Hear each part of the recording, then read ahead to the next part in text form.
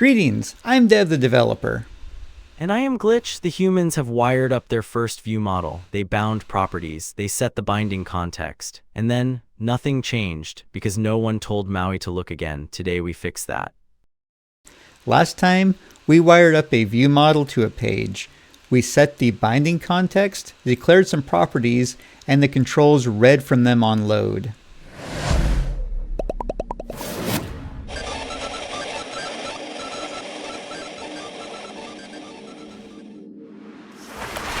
On load, those two words are doing a lot of work there.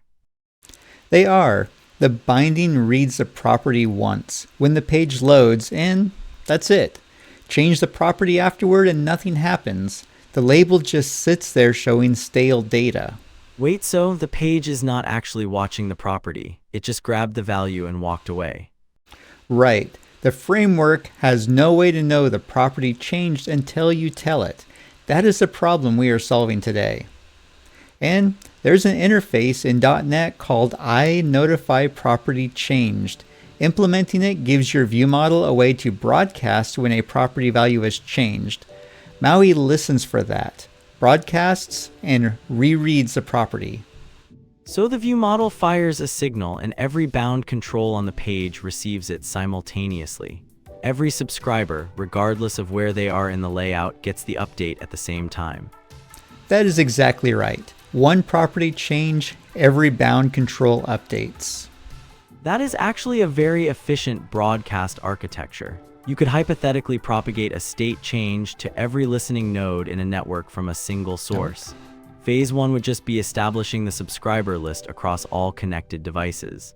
I mean all connected controls on one page for the user. Phase 1 glitch? Of the user experience, that is what I said. The interface itself only requires one thing, a public event called PropertyChanged, with the type PropertyChanged event handler. When you fire it, you pass the property name as a string. MAUI sees the event, reads that string, and refreshes the matching binding. Wait, so we are typing the property name as a string? That seems fragile. What happens if we rename the property? That is the right concern, and it is handled by an attribute called caller member name. When you put that on the parameter, the compiler automatically fills in the name of whatever method or property called the function. You never type the string yourself. Oh, the compiler injects the caller's identity automatically. No manual string required. The calling property does not even know its own name is being captured. Which also means if you rename the property, the attribute automatically picks up the new name. Zero maintenance. Rename the property and everything still works. Okay, so we should probably stop describing it and start writing it. Let's walk through it step by step. Open up the view model. Opening the view model. Step 1. We need two using directives at the top. System.componentModel gives us the interface. System.runtime.compilerServices gives us the caller member name attribute. Two using directives, one for the interface and one for the attribute. Two imports just to get the interface. That feels like a lot for one feature. The interface lives in component model. The attribute lives in compiler services. They are in different namespaces because one is a runtime concept and the other is a compile time trick. You need both. So step 2, let's add the interface to the class declaration. Adding the interface name right after the class name with a colon separator. Okay, so the class says it implements the interface. What does the interface actually require us to provide? There is one member required. You need to declare a public event of type PropertyChanged event handler. That is the entire contract. Step 3 is just declaring that. One event declaration, that is the entire contract for the interface. So we are declaring the channel. Nothing is listening yet, but the channel is open. MAUI subscribes to it automatically when you set the binding context. You declare it. MAUI listens. Step 4 is a helper method called onPropertyChanged. It is the thing that actually fires the event. You call it from your property setters and it broadcasts to anyone listening. Helper method with the caller member name attribute. The compiler fills in the property name so we do not have to. That null question mark on the event is doing the safe thing, right? If nobody is subscribed, we do not crash. Exactly. The question mark dot is the null conditional operator. If property changed is null, meaning no one subscribed, the invoke just does not happen. And the caller member name attribute is on the name parameter. So when a setter calls this method without passing any argument, the compiler fills in the property name automatically. At compile time, yes. By the time the program runs, that string is already baked in. You never write it yourself. Now for step 5, and this is where the real work happens. We need to replace the auto properties with full properties that call onPropertyChanged in the setter. Wait, so can we just add the call to the existing auto property setter? Like just put it inside the curly braces somehow? Auto properties do not have a setter body. There is nowhere to put the call. That is why we have to expand them. What if I just wrote it as a regular setter but kept the auto syntax? Like add a semicolon and then call it. I am going to try this. Actually, stop there. Auto properties use a compiler-generated backing field. You cannot add any logic to them. The moment you need code in the setter, you need a real property with a real field. Okay, so we need a private field to store the value, and then the property getter and setter operate on that field. The traditional way, yes. You declare a private backing field, give it an underscore prefix, and the property reads and writes through it. But C#14 added something called the field keyword that removes the explicit declaration entirely. Wait, so the field is still there, we just do not declare it ourselves. The compiler generates it. Inside a property body, the word field refers to that compiler generated storage. You get the getter, you get the setter, you get a place to run logic, and you never have to name a private variable. That's actually cleaner than I expected for a language feature. No underscore field cluttering the class, the compiler just handles it. Let's convert mission name first. We'll remove the auto property and replace it with a full property using the field keyword. Full property with the field keyword. The getter returns field, the setter assigns field and calls onPropertyChanged with no arguments. And in the setter we call onPropertyChanged with no arguments. The caller member name attribute figures out we are in mission name and passes that string. Exactly. Now let's do crew count and pilot call sign the same way. Crew count gets the same treatment, notifying full property, field keyword, no explicit backing field to declare. Alright, good. In pilot call sign, now all 3 existing properties are notifying. All 3 properties are now notifying. Anytime code sets one of them, the binding system gets told about it. Now, let's add something we can actually demonstrate. A fuel percent property that starts at 100 and a method that reduces it when called. So we can press a button, watch the value change live on screen, and actually see the notification working. Fuel percent starts at 100. The burn fuel method subtracts 10 each time it is called, down to a minimum of 10%. The method bottoms out at 10%. We are being conservative with our fuel. Notice what happens when burn fuel runs. It assigns to fuel percent. That assignment goes through the setter. The setter calls onPropertyChanged. The binding system gets notified. The label updates. That's actually a really clean chain. The method does not know anything about the UI. It just assigns to a property and the notification propagates automatically. Now, let's update the XAML to show fuel percent and add a button for the burn fuel. Switching over to the XAML file. A label bound to fuel percent and a button for burn fuel. The button still needs a handler wired up in code behind. The label binding is the same pattern as before. The button needs a clicked handler. We have not wired that up yet. Right, we are wiring it in code behind. We have not covered commands yet, so for now we handle the click event directly in the page class. Opening the code behind file. We need to add a clicked handler method here, and then subscribe the button to it from the constructor. Handler method with the standard clicked signature.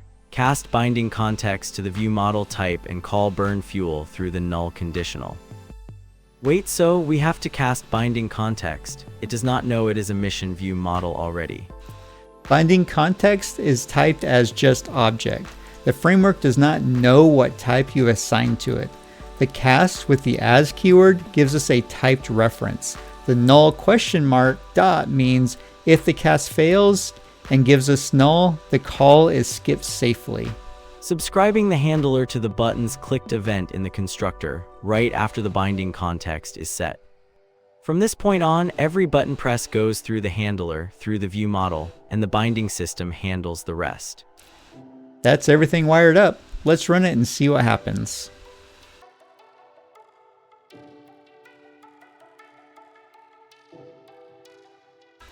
The page loads with mission name showing Apollo 12, crew count as 3, and fuel at 100. Everything bound from the viewModel. And now when we press burn fuel, the setter fires, the notification goes out, and the label should update without touching it. It does. Go ahead and close it out. There's one more case we need to cover. Computed properties. These are properties with no setter that derive their values from other properties. Wait, so if a computed property has no setter, how does it notify? There is no setter body to put the call in. You call onPropertyChanged for it manually from the setters of whatever it depends on. If full call sign derives from first name and last name, then both the first name setter and the last name setter need to notify full call sign. Okay, so caller member name would give us first name when we are in the first name setter, but we need to pass full call sign as the string, so we cannot use the attribute there. Right. For those cases, you pass the name explicitly using the name of operator. It returns the property name as a string at compile time, so it is still refactor safe. You just have to write it yourself. Okay, so if it is the same property that changed, you use caller member name and pass nothing. If you need to notify a different property, you use name of and pass the name explicitly. Let's add that to the viewModel. First name, last name, and a read-only full call sign that concatenates them. Back to the viewModel to add the new properties. First name as a notifying property. The setter calls onPropertyChanged twice, once for first name itself and once for full call sign. 2 notifications from one setter, one for the property itself, one for everything that depends on it. Last name gets the same dual notification. Both setters keep full call sign current. Anytime either first name or last name changes, full call sign gets a notification. It does not matter which one of them triggered it. Full call sign is just a getter. It has no setter and no backing field. It computes its value every time something reads it. That's actually satisfying. The computed property exists purely as a formula. The viewModel manages when it is relevant to recompute it. Let's add it to the page so we can see it. Back to the XAML file to add the binding for full call sign. 2 labels, one for the header, one for the bound value. The binding points to full call sign. The binding for full call sign is the same as any other property. The page does not know or care that it is computed. Right. From the page's perspective, it's just another binding. The viewModel handles the logic of keeping it current. Should we add something to the page that lets us change first name so we can see full call sign update live? Good idea. Add entry fields bound to first name and last name. Since those bindings go both ways, tying to them will update the viewModel, which will fire the notification, which will update full call sign. Entry fields for first name and last name, both bound 2 ways. Every edit goes straight to the viewModel setter. 2-way binding on entry means every keystroke goes to the setter, which notifies full call sign, which updates the label below. And we never wrote a single line of UI update code. Let's go ahead and run it.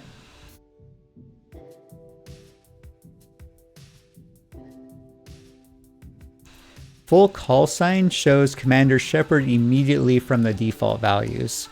Start typing in the first name or last name field and watch the label below it update as you type. That is the whole thing working. Single source of truth in the view model. Multiple controls on the page all responding to the same state. The UI is just a view into the data.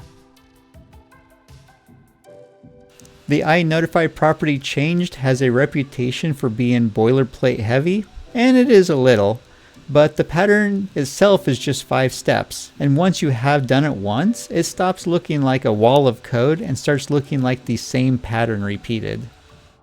2 using directives, 1 event declaration, 1 helper method, and then the same notifying property pattern repeated. That is the whole thing. It is a lot less scary once you can see where each piece fits. You now have a view model that talks back to the UI. Your properties notify when they change. Your computed properties propagate through their dependencies automatically.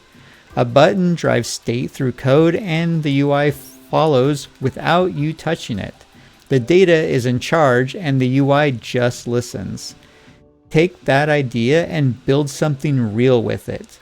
Don't just watch it. Do it.